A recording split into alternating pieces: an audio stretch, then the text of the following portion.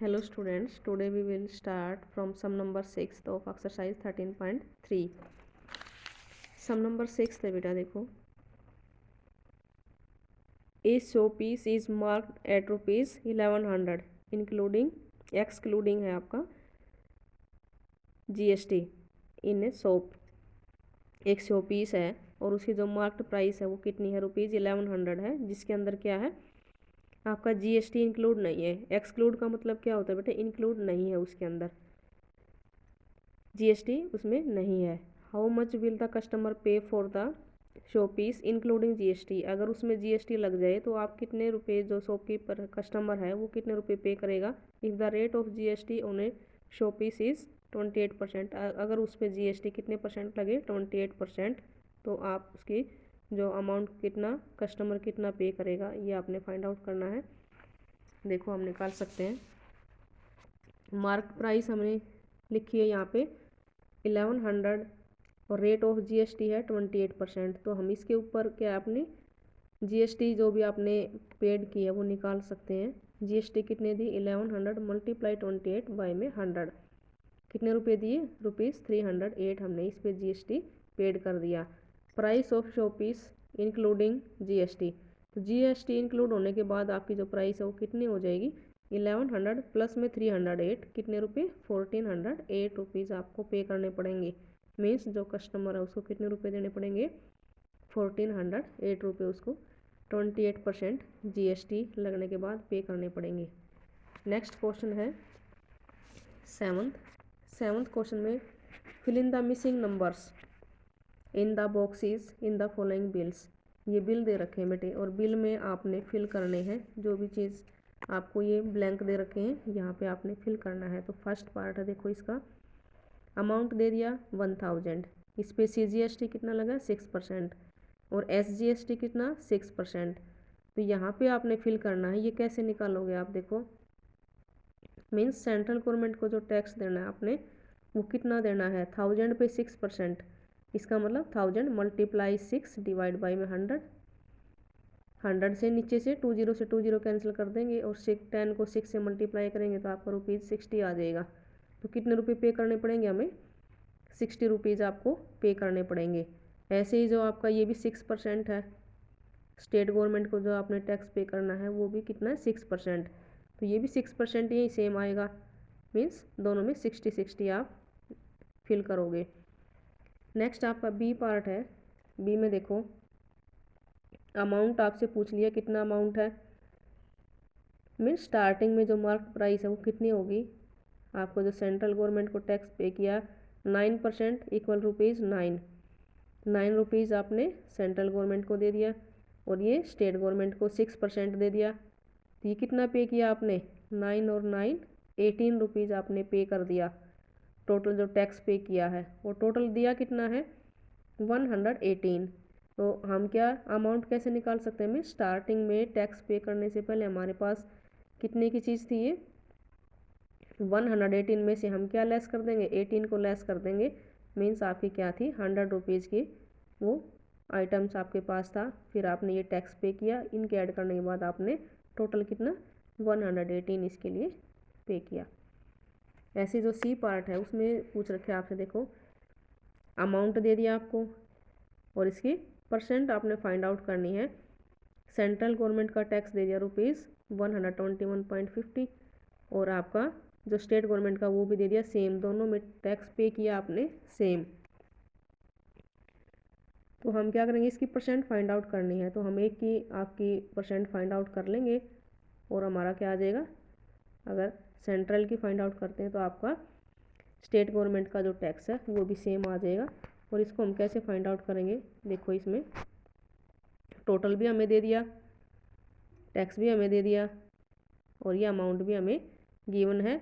तो हम क्या कर सकते हैं, देखो सी पार्ट में हमने मान लिया let the CGST percent X% हमने मान लिया. मीन्स उसने X% आपको टैक्स आपने पे करना है. अकॉर्डिंग टू क्वेश्चन कितना हो जाएगा, किसका करेंगे, एक्चुअल जो अमाउंट हमारे जो मार्क्ड प्राइस है ये जो अमाउंट X% की किसका पे करना है हमने 1350 का. तो यहाँ पे कर दिया हमने 1350 का हमने क्या कर दिया, ये देखो 1350 मल्टीप्लाई एक्स डिवाइड बाई में 100, ये किसके इक्वल हो जाएगा, मीन्स जो ये टैक्स पे किया हमने 121.50 पे किया ना, तो ये इसके इक्वल होना चाहिए। तो इससे हमारी एक्स की वैल्यू फाइंड आउट हो जाएगी। और एक्स क्या मान रखे हमने, जीएसटी की जो रेट परसेंट है वो मान रखी है। इसकी हम देखो क्रॉस मल्टीप्लाई करेंगे, 121 और 0.50 है। अब इसका हम क्या कर लेंगे, नीचे डेसिमल हटा देंगे, 100 कर लेंगे और मल्टीप्लाई 100, और ये हो जाएगा आपका, नीचे आ जाएगा 1350। अब हमने क्या कर दिया, 100 से तो 100 कैंसिल कर दिया, 0 से ये 0 कैंसिल कर दी, और ये 5 से हमने कैंसिल कर दिया, 5 2 जा 10, 5 7 जा 35, और 5 से इसको करते हैं तो 5 2 जा 10 और 5 4 जा 20, 5 3 जा 15, ये आपका आ जाएगा। अब 27 1 जा और 27 9 जा आपके कितने होते हैं, 243, ये कंप्लीट डिवाइड हो जाएगा, ये कितने आ जाएगी आपके 9%। इस टाइप से हम अपने जो परसेंट है वो फाइंड आउट कर सकते हैं, क्योंकि आपको जो मार्केट प्राइस है वो भी गिवन है उससे, और जो भी आपको ने टैक्स पे किया है वो भी दे रखा है, तो उसका जो x% निकाल के हम अपने x की वैल्यू फाइंड आउट कर सकते हैं, वो है हमारी 9%। अब जो CGST एंड SGST क्या दोनों इक्वल हैं, क्योंकि अमाउंट सेम दे रखा है हमें, यहाँ देखो दोनों का अमाउंट सेम है, तो GST हमें इसी पे करनी है, तो हमारी जो परसेंट है वो भी सेम आएगी। तो 9 और 9 हम यहाँ दोनों क्या लिखेंगे, सेम। ऐसे डी पार्ट है आपका, देखो डी पार्ट में हम कैसे करेंगे, इसमें हमें देखो अमाउंट नहीं दे रखा है, अमाउंट हमने फाइंड आउट करना है कितना है। ये CGST 2.5% ₹125 दे दिया। अब ये भी आपको सेम परसेंट दे रखी है, तो ये कितनी हो जाएगी, यहाँ से अगर ये वाली चीज़ दे रखी है तो ये भी 125 हो जाएगा आपके पास, क्योंकि सेम परसेंट दे रखी है। तो यहाँ जो अमाउंट होगा वो सेम होगा ऊपर, उसके ऊपर सेम, अगर इसी परसेंट से हम निकालेंगे तो ये सेम आएगा हमारा, ये 125 है। यहाँ से हम इन दोनों को ऐड करके और टोटल अमाउंट में से लेस कर देंगे तो हमारा ये वाला अमाउंट आ जाएगा, ये कितना 250 इसमें से लेस कर देंगे तो ₹5000 आपका आंसर आ जाएगा, क्योंकि जो टैक्स है वो लेस कर देंगे हम, मीन्स पहले टैक्स पे करने से पहले हमारी जो मार्केट प्राइस थी वो कितनी थी, 5000 थी। ऐसे ही आपका देखो ई पार्ट है। अब ई पार्ट में ये कहता है अमाउंट दे दिया आपको 9% दे दी, और ये SGST भी 9% दे दी, तो हम यहाँ से एक की फाइंड आउट कर लेंगे। CGST अगर हमने फाइंड आउट कर ली तो आपकी SGST भी सेम हो जाएगी। इसको हम कैसे फाइंड आउट कर सकते हैं, देखो इसका हम 9% निकाल लेंगे, जो अमाउंट है उसका 9% निकाल लेंगे तो कैसे आएगा, देखो ये अमाउंट दे रखा था हमें, 9% है हमारे पास, ये इसका हमें 19,999 का अगर हम 9% करते हैं तो डिवाइड बाई 100 करेंगे, और इसको हमने मल्टीप्लाई कर लिया, ये आ जाएगा, डिवाइड 100 करेंगे तो हम डेसिमल लगा देंगे 0.91, ये आ जाएगा आपका। अब CGST और SGST हमारी क्या है, सेम है, तो दोनों का आंसर क्या आ जाएगा, ये सेम आ जाएगा बेटे। यहाँ पे हम फिल करेंगे तो क्या करेंगे, दोनों का सेम कर देंगे, और टोटल हमने करना है तो टोटल क्या करेंगे, इन तीनों को ऐड कर देंगे, और फिर हमारा क्या आ जाएगा, टोटल आ जाएगा। तीनों को ऐड करने के बाद क्या आ जाएगा, देखो 19,999 और 1799.91 प्लस में 1799 प्लस में 91, तीनों को ऐड कर दिया तो हमारा जो लास्ट में टोटल आ जाएगा, मीन्स जो आपका GST और CGST लगने के बाद आपने जो पे करना है वो कितने रुपीज़ पे करोगे, 23,598.82 आपने टोटल पे करना है। नेक्स्ट आपका F पार्ट है। F में क्या दे रखा है, देखो अमाउंट दे दिया आपको ₹1 लाख, CGST परसेंट आपने फाइंड आउट करनी है, और SGST आपको दे दी 5%, और टोटल आपने फाइंड आउट करना है कि कितना टोटल अमाउंट है। अब इसमें देखो हमने अमाउंट लिख दिया अपने 1 लाख, और हमने CGST कितनी मान ली, X% मान ली, तो इस पर कितनी आ जाएगी हमारी, ये हमें गिवन नहीं थी तो हमने ये निकालनी थी। यहाँ पे देखो यहाँ पे X% हमने निकालनी थी, ये परसेंट निकालनी थी, हमने एक्स मान ली, मीन्स ये एक्स परसेंट है और रुपीज़ कितने 5000 के इक्वल है। तो 1 लाख का अगर हम एक्स परसेंट करते हैं तो किसके इक्वल आ जाएगा, आपका 5000 के इक्वल होना चाहिए। उससे हम अपने एक्स की जो परसेंट है वो फाइंड आउट कर सकते हैं। तो जीएसटी कितने परसेंट हमें देना पड़ा, ये देखो 1 lakh multiply x divide by 100 equal rupees 5000। इससे हमने एक्स की वैल्यू फाइंड आउट कर ली। 0 से 0 हमने क्रॉस मल्टीप्लाई करने के बाद 0 से 0 कैंसिल कर दी, ऊपर 5 0 हमारे नीचे 5 हमने कैंसिल कर दी, आपका आ जाएगा 5%। मीन्स आपका CGST कितना है, इक्वल किसके हैं, SGST इक्वल 5% इक्वल 5000%। क्योंकि ये 5% आया, ये जो रेट हमारी आई 5%, 5% किसके इक्वल है 5000 के। तो यहाँ भी CGST 5% है, तो ये 5% किसके इक्वल हो जाएगा, ये 5000 के इक्वल हो जाएगा। दोनों सेम है, इसका मतलब ये अगर ये चीज़ निकाल ली हमने, ये और दोनों चीज़ें सेम है, तो ये वाली चीज़ें भी आपकी सेम होंगी। तो इस वजह से हमने यहाँ पे लिख दिया 5000। अब जो टोटल है वो कैसे निकालेंगे, टोटल 1 लाख में 5000 प्लस 5000, तो 1,10,000 आपका ये आ जाएगा। इस तरह से हम इसको फाइंड आउट कर सकते हैं। नेक्स्ट क्वेश्चन है आपका 8th वाला क्वेश्चन। 8th क्वेश्चन में है बेटे, the cost of medicine including 5% GST is ₹682.50। एक मेडिसिन की जो कॉस्ट है उसमें GST इंक्लूड है और रुपीज़ कितनी है 682.50 रुपीज़ में वो मिली है। What was the actual cost of the medicine before GST, GST से पहले उसकी जो कॉस्ट थी वो कितनी थी। तो इसको हम कैसे फाइंड आउट कर सकते हैं, हम उसको एक्स मान लेंगे। ये देखो सम नंबर 8 था आपका, cost of medicine including GST। Including GST के बाद तो हमारा, इंक्लूडिंग का मतलब उसके अंदर शामिल है GST शामिल होने के बाद तो हमारी कॉस्ट कितनी 682.50 और GST कितने परसेंट है 5% है। लेट द एक्चुअल कॉस्ट हमने ली ₹x मान ली हमने उसकी एक्चुअल कॉस्ट। तो हम अकॉर्डिंग टू क्वेश्चन क्या कर सकते हैं, x ये वाली चीज़ किसके इक्वल होगी, x प्लस में और x का 5%, उसके ऊपर GST ऐड है, तो x मल्टीप्लाई 5 बाई में 100 करके और इक्वल हमारा हो जाएगा ₹682.50। इससे हम x की वैल्यू फाइंड आउट कर सकते हैं।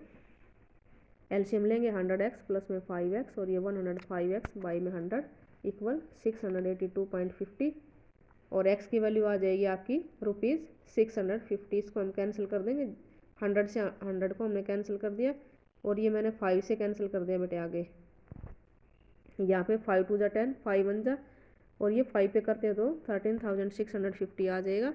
और उसके बाद फिर हमने 3 पे कैंसिल कर दिया, 3 7 जा 21 और 3 पे अगर हम इसको करते हैं तो कितना आ जाएगा आपका 4,550 और फिर 7 पे कर दिया इसको, फिर 7 1 जा और 7 से इसको करते हैं तो 650 आ जाएगा।